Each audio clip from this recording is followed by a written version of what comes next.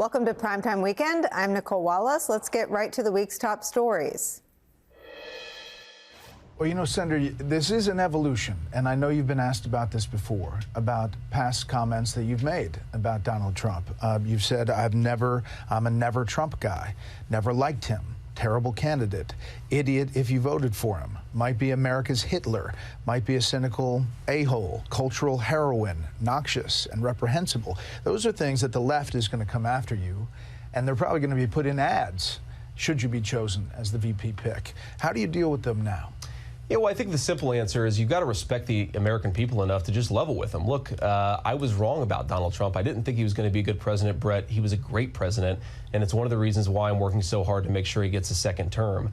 I think you should. When you're wrong about something, you should change your mind and be honest with people about that fact.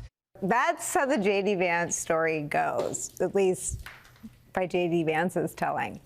Sure, he once suggested Donald Trump wasn't just bad or offensive or dangerous. He called him America's Hitler, noxious, cultural heroine. It goes on and on and on. But once he witnessed Trump's good works as president, whatever they were, he was smitten, born again, transformed. J.D. Vance was a changed man. So much so that he's now the disgraced ex-president's running mate, the number 2 to the guy he called America's Hitler. And free to dispense the advice we just heard. Quote, when you're wrong about something, you should change your mind and be honest with the American people about that fact. Be honest, he said with a straight face. So it may or may not surprise you to discover that it doesn't appear J.D. Vance was entirely honest about his personal journey story as it relates to Donald Trump, because previously unreported messages obtained newly by the Washington Post showed J.D. Vance's doubts about Donald Trump's legacy extended even as his first term was nearly at an end.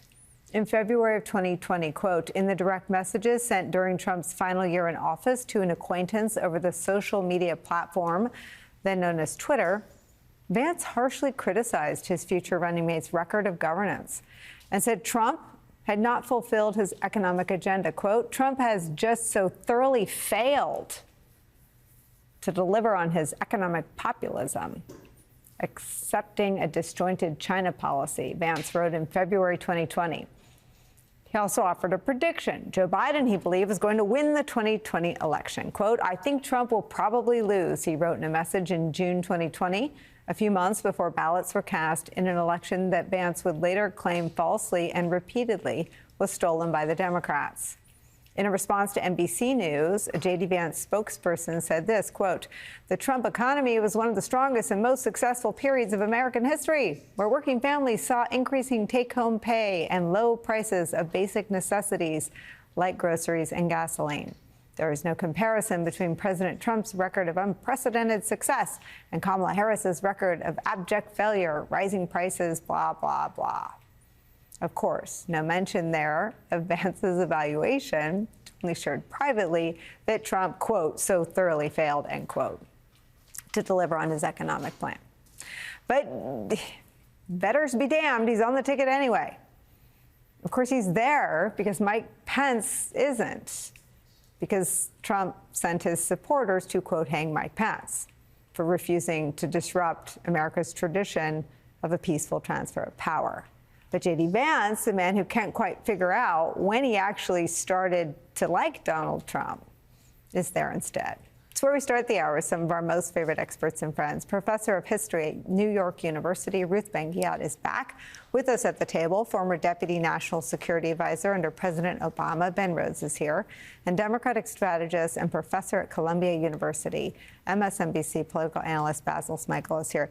Ruth, there's something that Tim Snyder has helped me understand, and that's that we've covered lies in politics as a crime for which politicians get caught and they get Pinocchios, and the campaigns that got caught would smart from that. They would recoil and try to correct them because it used to be damaging. What Trump ushered in is a chest-out approach to lies and liars, and this wink and a nod to their own base that they know, that we know, that they know they're lying, but nobody cares because that's the grip. J.D. Vance seems to take that to a new level with his hatred articulated by J.D. Vance for Donald Trump up through the 2016 campaign and through the first term to now plop down right on the ticket. Yeah, absolutely. And Vance has a lot of qualities of authoritarian politicians. First is that they are entirely transactional. They will say whatever they need to say to be where the winds of power are blowing. And by the way, you know, he and Trump are quite a pair, because many politicians who are not quite so transactional might not have chosen someone as their running mate after they said all those horrible things. But Trump doesn't really care, because Vance had, you know, money and backing from Peter Thiel and other important things that Trump judged more interesting to him. But, you know, Vance, he's part of this campaign to destroy the meaning of truth. And I actually think he's learned a lot from Donald Trump. And that's why he's been saying very recently, well, even if Haitian immigrants are actually there legally, here legally, I'm just going to keep saying they're illegal, because, you know, truth doesn't matter. What matters is being believed by the constituents, by the base. So, you know, a way to sum this up is that in 2016, Vance said that Trump was cultural heroin. Now, 2024, Vance himself is a dealer of that same heroin, the toxic mix of lying on any subject, of racism, misogyny, inciting violence against immigrants. That's now his brand. What do you do about it, Ruth? What is the antidote to a proud and boastful hypocrite? I think an appeal to decency. I think it's, you know, in the vice presidential debate, somebody like Tim Walz, who stands for truth, who stands for principles, can really go with that, because I think that even though there is the wink, wink, and people think in fact, there were studies that came out after 2016 that some people actually liked the idea that Trump was lying because he was pushing the truth. He was like sticking it to the establishment. But after a while, that can grow old. So I think pointing out, even though it's exhausting, continuing to point out the lies and the bad faith toward Americans of knowing, like the Haitian immigrant comment, knowing you're lying and saying, I'm just going to keep lying and I'm going to boast about lying. That isn't going to fly with everybody. And we need to really advertise that bad faith toward Americans. Yeah, I mean, Basil, it seems like J.D. Vance goes to 10 and then decides that our ears don't hurt enough, and so he turns it up to 12. And it feels like Trumpism operates in this understanding that it's not as loud as you think it is, but that's as long as you keep it at 10.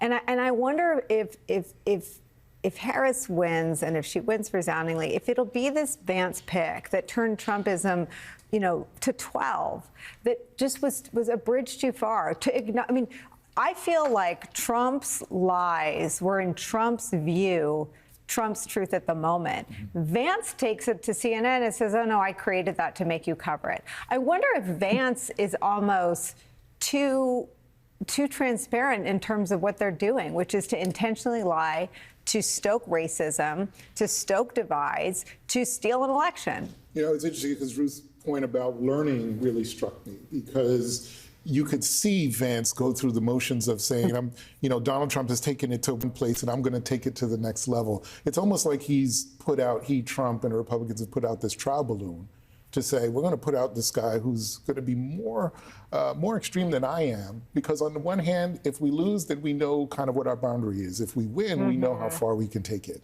And, you know, the concern that I've always had, even if, and I do sincerely hope that Kamala Harris wins, but the concern I've always had is that Trump energy doesn't go away. It's high school chemistry. Energy is never created nor destroyed. So where does that energy all go? And the J.D. Vances of the world are going to be out there, assuming that he's sincere about what he's saying today. I don't even know if that's even possible, but let's just say that he is.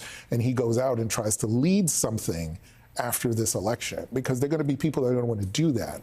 And they're going to find all of these folks who are out there who didn't, where if Donald Trump doesn't win, they're going to be upset, concerned, and they're going to try to figure out where to go next. And, you know, just owing to another point that Ruth made, I don't have a pop culture reference for this. I keep thinking about A Clockwork Orange. That scene when the main character's got his eyes propped open and is being forced to watch something until he learns a certain kind of behavior. And that's what I feel that the Trump folks are trying to do to us right now. We're going to force you to watch this until you learn and act in the ways that we want you to think and behave.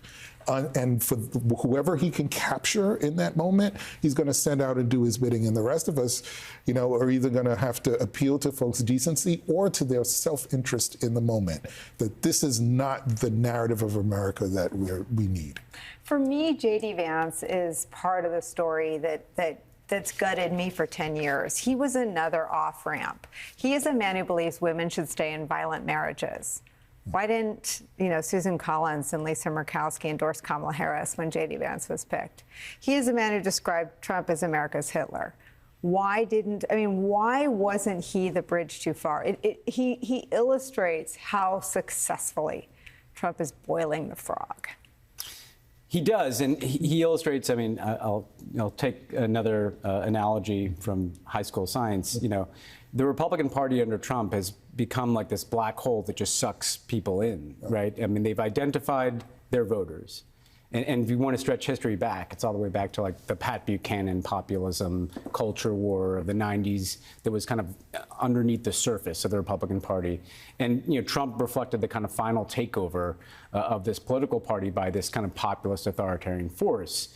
And it is so powerful right now in terms of its gravitational pull on Republican politicians that you either just jump in, you know, all the way like J.D. Vance has done, or, you know, if you're somebody like a Mitch McConnell or even a Lisa Murkowski, you just kind of feel like that's too strong a force for me to do anything to resist it.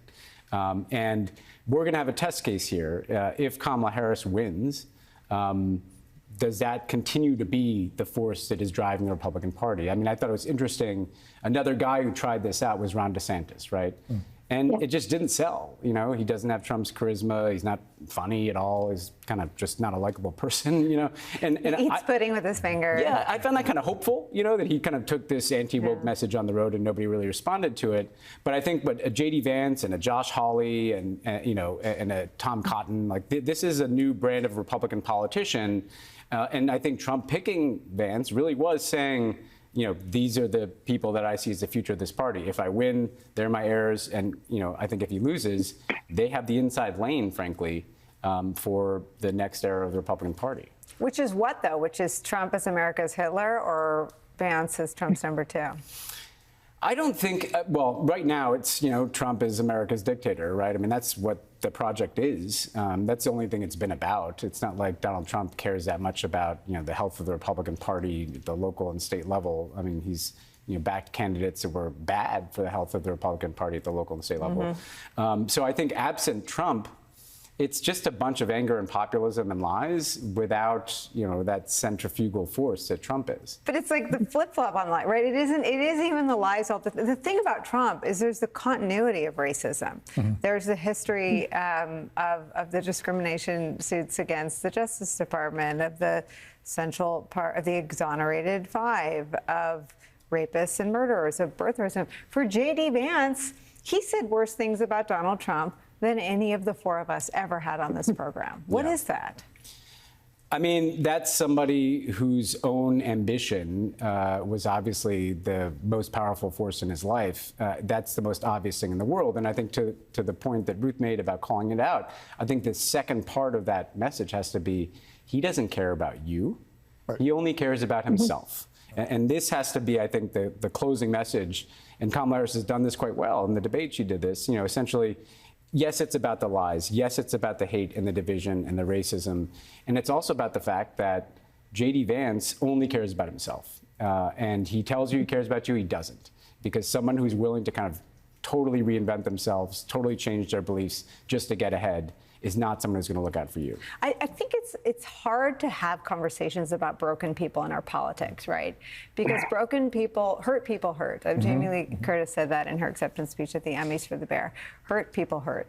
And Tim Ryan came the closest to saying it in his run against him. I said, why do you think he's like this? And he said there has to be something in the trauma that makes him crave control. But J.D. Vance is more than a profile and sort of policies that hurt people and control. He is, if he were outside of politics, you would look at him as someone so completely broken that in his private messages, he disparaged Donald Trump in more vicious terms than any elected Democrat I can think of right here, anyone that I've ever had on the show. He called him cultural heroin. He called him America's Hitler. I've never had a guest in 9 years call Donald Trump America's Hitler. What? How do you take the stage on Tuesday and make the case for America's Hitler? No, it's absolutely right. I mean, but you're right in using the term broken. You know, Donald Trump's point when he interacts with you is to break you.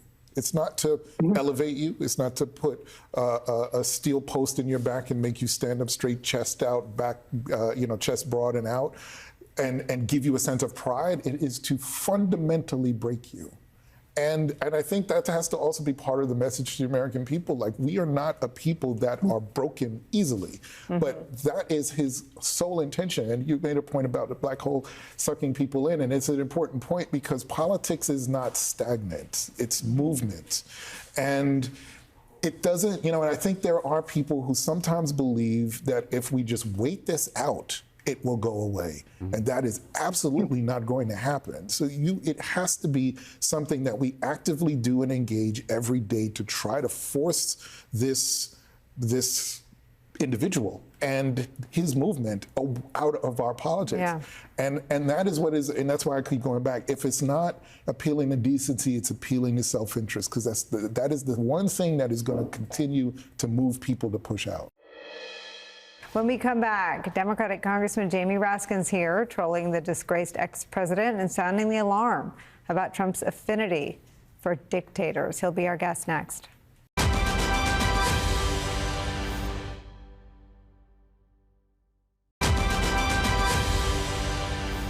I think I'd get along very well with Vladimir Putin. I got a very beautiful letter from Kim Jong-un yesterday. It was delivered. It was hand-delivered from, and it was a very positive letter. It's good to have a good relationship with Putin and Xi and all these people that have lots of nuclear weapons.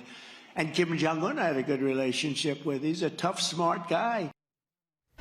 So much love from Donald Trump to the world's dictators. It's never been a secret. He's never hidden it. He's never tried to hide it from any of us.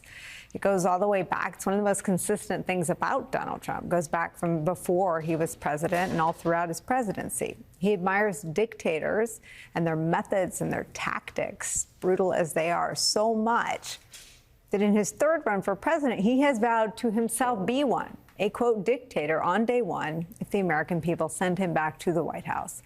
The prospect of a Trump dictatorship, made even more possible by the United States Supreme Court's ruling on presidential immunity, has prompted a bipartisan coalition led by Democratic Congressman Jamie Raskin to sign a, quote, no dictators declaration to combat any possible abuses of power by a president. Here's what Congressman Raskin had to say earlier this week about the ex-president's love for the world's most brutal leaders.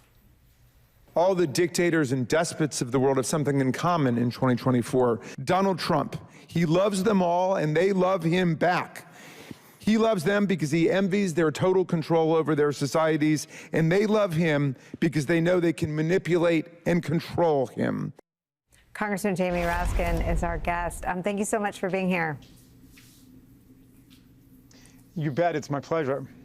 Tell us what this warning is, because it feels like 2016 Donald Trump didn't want any one of us to think that Putin helped him, but 2024 Donald Trump won't even say that he would like Ukraine to win a war against Russia. He feels more dictatory, if that's a word.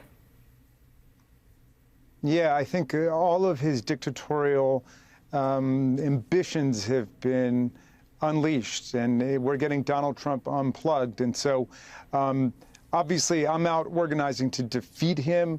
I've been to 26 states, but we also have to prepare the legal infrastructure of the United States to stop a president, that president, God forbid, but any president from becoming a dictator. We say any president, but after the Supreme Court's immunity ruling, nobody was worried about anything that President Joe Biden would do. I mean, the immunity ruling seems to be a special threat only with somebody like Donald Trump or Donald Trump himself. How do you Trump-proof the presidency with the Supreme Court's immunity ruling on the books? So, yeah, he created this neo-monarchical Supreme Court in his own image, after his own ambitions and pretensions and conceits.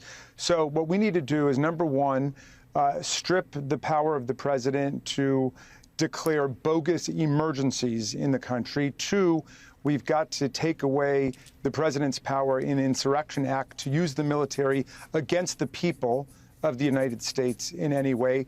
We have to prevent the president from having any power or declaring or usurping any power to impose personal or partisan or ideological loyalty tests that would supplant the constitutional oath of office that federal officers and employees have to take. We've got to do whatever we can to nullify his gerrymandered Supreme Court's ruling about immunity. And finally, we have to make sure that he does not convert the Department of Justice or any other federal department into an instrument of personal and political vendetta against his perceived political enemies.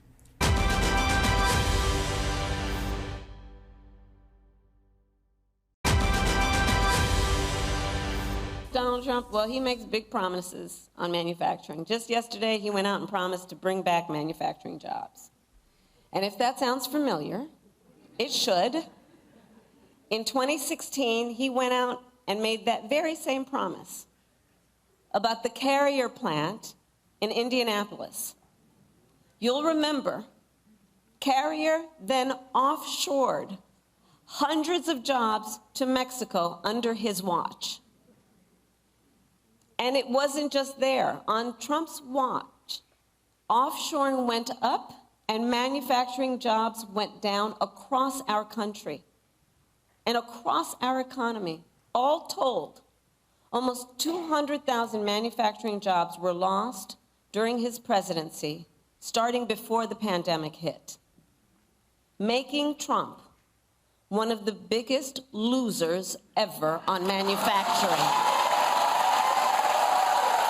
Joining our conversation is billionaire businessman, entrepreneur Mark Cuban, live for us in the room in Pittsburgh. You missed our big build-up. Everything that we say about you is sure to trigger Kamala Harris's opponent, Donald Trump. But I want to hear from you what parts of this will resonate with the kinds of voters she still needs to move into her column ahead of November. Well, the big question, obviously, is the economy. And, you know, the people on the right, they're always talking about being a Marxist or a communist, which is ridiculous. And she really put that to bed today. She was very clear that she was going to partner with business. She was going to give business incentives to grow, that she respected and supported every size business from small to large. And that really the future of our country militarily, economically, is going to be driven by new technologies that she understands and that she supports. It's just just so different from what Donald Trump is doing, and I think it's a real positive for the entire business community. I mean, she didn't sound like a politician, Mark. We were talking about how, you know, she turned to the audience and really the country with her question, you know how long it took to build the Empire State Building? 1 year. I mean, she's sort of aligning herself with how all of us see the things that confound us, and saying, as president, I'll ask why. I'll get to the bottom of why it takes so long. That sounds like the kind of advice you might appreciate. Oh, no, I loved it, right? When she talked about the Empire State Building and the Pentagon being built so quickly, I had no idea. But she had also talked prior to that about removing red tape, about allowing building to happen faster so that we can get things done. And she talked about being open to new ideas so that when somebody comes in with a better way to do it, we'll iterate, we'll review, we'll do it a better way. Whatever's the best way, that's what she wants to do. She said very clearly she is not an ideologue. She doesn't care about supporting what what the historical ideologies were. She wants to do the right thing. She wants to help the economy. She wants to help the middle class. She wants to help businesses grow, which benefit the middle class. She said all the right things. One of the things that she did very effectively, and it wasn't the bulk of the speech, is the burns on Donald Trump were brutal. She went after him for the Carrier plant in Indianapolis, offshoring jobs. She said 200,000 manufacturing jobs were lost. She described him as the, quote, biggest loser ever on manufacturing. Why does Trump even have the perception of being good on the economy? I mean, he's a good salesperson. You know, he talks a good game, but it doesn't mean he follows through or gets the job done. And that's part of what she has to communicate. And I think she got a good start in doing that and was able to communicate that with Carrier as an example. Look, the starkest difference between the two, Donald Trump wants to threaten companies. We saw him threaten John Deere with a 200% tariff. That doesn't do anything to make John Deere's business better. In fact, it makes it easier for Chinese companies to compete with John Deere even after a 10 or 20% tariff.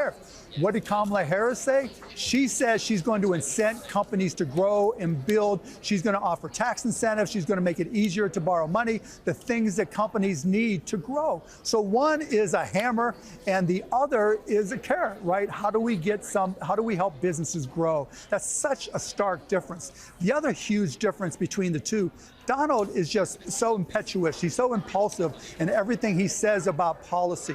You can tell that the Kamala Harris team has vetted every single thing she said. Not just does it sound good, does it poll good, but really is it good, strong policy. When I talked to her, you know, the key message she gave to me was these are policies that we've really thought hard about, that are important to me. We want to make them work.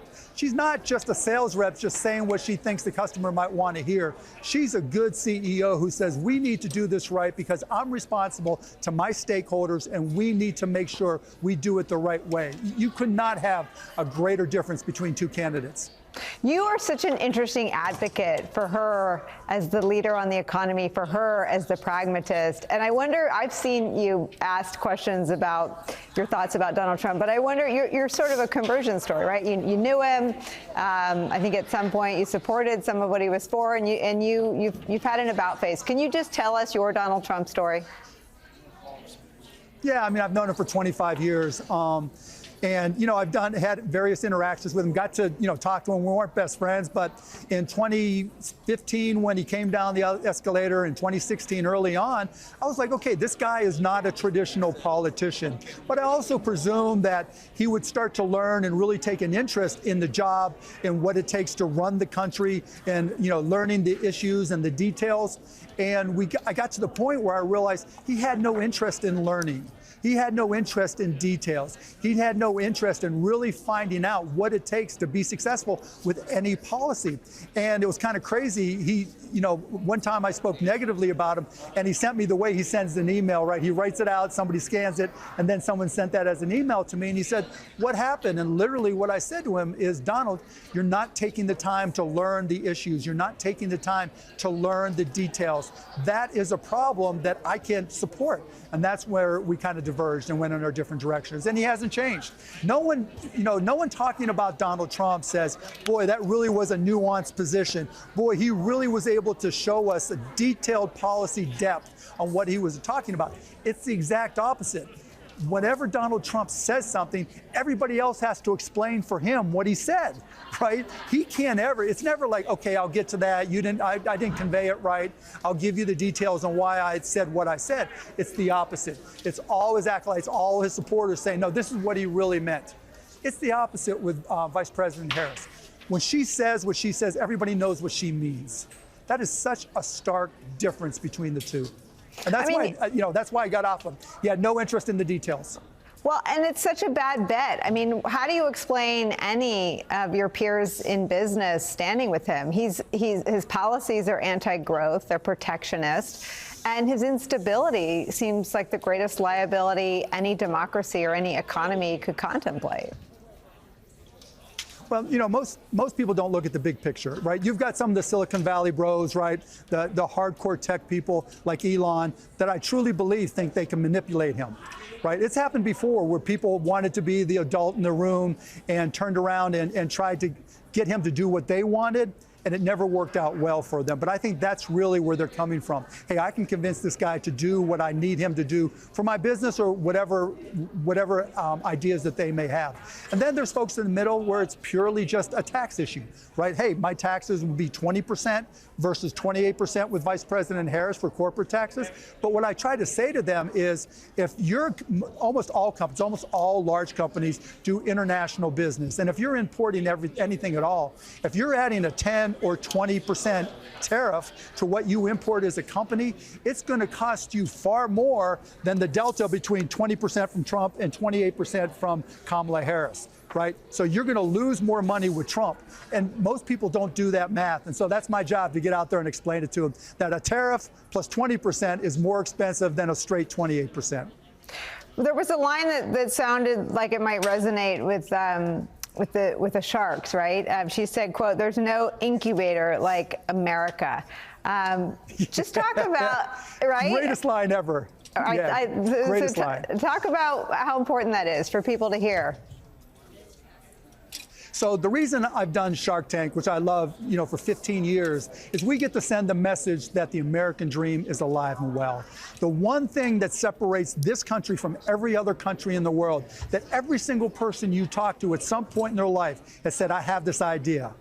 I have this goal to create something bigger, to have an impact, and to turn it into something special. And they go around, and in this country, people encourage you to go out and start that business. And the best part about what she said, the best part about this country, is it could be a kid, it could be a 12-year-old in a basement, it could be an 18-year-old in Idaho, it could be someone in Nebraska.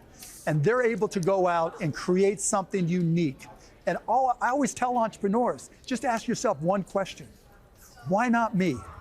Why not me? Why can't I be the person that goes out there and creates a business that changes the world? And that's exactly what Vice President Harris was communicating today, that every single person in this country has that entrepreneur in them, the ability to reach their American dream. And she's going to help lift them up to put them in a position to succeed, to put them in a position where that American dream can come true. And not just for themselves and not just for the entire country, but she talked about AI.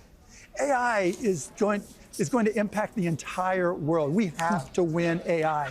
And it wouldn't shock me if it was a 14-year-old boy or girl sitting in a classroom listening to what she said, who said, you know what, I'm going to go for it. I'm going to start this AI company, and changes the world. That's why what she said was so important.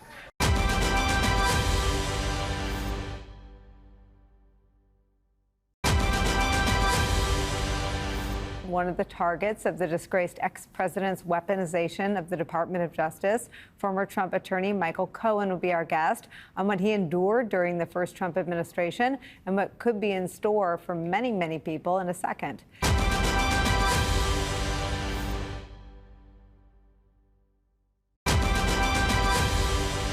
The man that you're following into this dumpster fire of hell is placing this democracy, placing our American democracy in peril. And people don't realize democracy is not a constitutional right. It's an experiment. And this man has single-handedly figured out how to destroy it by using the Justice Department, by ignoring the three branches of government, thinking that he is the dictator, the supreme leader, the ruler, the monarch, the king, and he could do whatever he wants. And those aren't my words. Those are his words.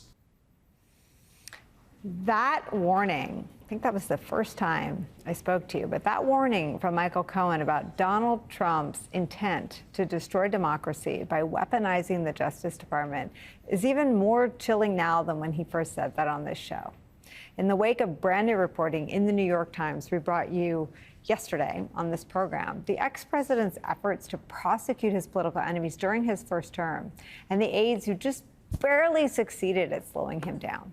The danger now, with Trump vowing and running on a retribution campaign if he wins in November, any sort of scrap of a guardrail that tried to slow him down the first time will not be there. Joining us now to describe what that would look like, Trump's former lawyer, Michael Cohen. He's the host of The Michael Cohen Show on YouTube. We were so much younger and more innocent then. Meanwhile, the crazy thing is 1 year or so ago, or 2 years ago, when I said that, it was before the announcement of Project 2025. It was before all of this mishigas became a reality. And now we're living with it. It's exactly what I predicted. Very similar to when I was testifying before the House Oversight Committee. And I told you, I warned the whole country and the world that if Donald Trump lost the election in 2020, that there would never be a peaceful transfer of power. And I am warning the country today on your show, like I did back then, if Donald Trump wins in November, there will never be another election again. The New York Times article out this week, I think, brings to light something you've written about in both your books. And that is that he threw you back in jail, not for the crimes that were scrutinized by the Department of Justice, but because you were going to write a book and talk about them. Correct. So I showed up at the request of the Bureau of Prisons to 500 Pearl Street, where I was met by two individuals, Enid Phoebus and Adam Pakula, two low-level BOP people. And they provided me with a document. And I gave you those documents so that you can actually show the entire world that this is not me making it up. This is reality. They gave me this 2-page document that had no identification numbers onto it. It's not a legitimate document, as Jamie Raskin called it. It is a counterfeit document. And the first paragraph was a complete and total violation of my First Amendment constitutional rights. I cannot publish a book. I cannot do television. I cannot speak on radio. I cannot do anything. Not only can I not do it, but friends and family need to be warned of repercussions if I do. Well, I brought my friend, Jeffrey K. Levine, who's a lawyer, with me because I knew something felt wrong. And we said, is there a way to tamp down the language? My book, Disloyal, my first book, is already with the printers. So if I sign this, I'll be in violation already. Oh, sure, Mr. Cohen, why don't you wait in the hallway and we'll get back to you after we hear from our supervisors. I said, okay, great, thank you very much. We sit in the hallway, 3 of the biggest marshals I've ever seen in my life, handcuffed and shackles, all right? Handcuff and shackles, until ultimately they put me back up in Otisville for another 16 days of solitary confinement before, thank God, 1,000,000 times for Judge Alvin K. Hellerstein, who acknowledged that this was retaliation by President Trump and by Bill Barr and the Department of Justice. And right now, I have a writ of certiorari to the Supreme Court because this matter that deals with the Dobbs decision's overturning of Bivens, the Bivens case, needs to be decided, and it needs to be discussed by the Supreme Court. You mentioned the Supreme Court. Donald Trump yesterday in his rally said that anyone who criticizes the justices who decided Dobbs, the Supreme Court justices, should be arrested and jailed. Now turn around and take out Supreme Court and take out justices and put in Michael Cohen and Donald Trump. Isn't that the exact same thing that he's saying? Anybody that criticizes Donald Trump, like Michael Cohen, should become jailed. Well, that's his policy. And that's what he did. That's what he wants to do. I don't know why people are so blind. Why are we sane washing the nonsense that he keeps saying again and again and again? Don't take it from Michael Cohen. Don't take it from Nicole Wallace or Mike Schmidt or anybody else that has written accurately about him. Take it from him. It's his words. He's warning you in advance what he intends to do. And that intention is the complete and total destruction of our rule of law and the Constitution. What is different in terms of the guy you knew and worked for and the guy you see running for president in 2024? Donald has become the absolute worst version of himself imaginable. And I often get asked this question, and people say, how? Why? He was always bad, don't get me wrong. But this is a whole new low by this man. And it's not that he's even thinking about this all on his own. He has surrounded himself with the worst of the worst imaginable. The Steve Bannons, the Steve Millers, the Jason Millers, right? These are the worst of the worst who have the Shady Vance, the whole group of them. The whole group of them. They are a whole group of racists and sexists. We know that they're misogynistic, they're xenophobic, they're homophobic, they're Islamophobic, they're transphobic, they're anti-Semitic. What else can you possibly be? And one of them may not be all of those, but each and every one of them has Donald's ear. And we used to always say at the Trump org, the last guy in Trump's ear controls the brain. And that's why he acts out with these ridiculous comments and making these absolutely stupid remarks. What do you think happens to you if he wins? Well, I'm out of here. I mean, I'm already working on a foreign passport with a completely different name. I don't know how it's going to work as far as dealing with my wife and my children. I certainly don't want them moving to where I'm looking to go. But I don't think yourself, the president of MSNBC, General Milley, Liz Cheney, how many people has he turned around and said that these are people that I intend to go after if I have the ability to? And the worst is the Supreme Court's recent decision that gave him immunity, presidential immunity. Now he thinks it's not only is it I can do whatever I want, but I can't even be prosecuted. It's a get out of jail free card solely for the president. So you're out of here. You'd leave the country. I have no choice. This has been Primetime Weekend. I'm Nicole Wallace. Please tune into Deadline White House and all of our primetime shows weekdays on MSNBC.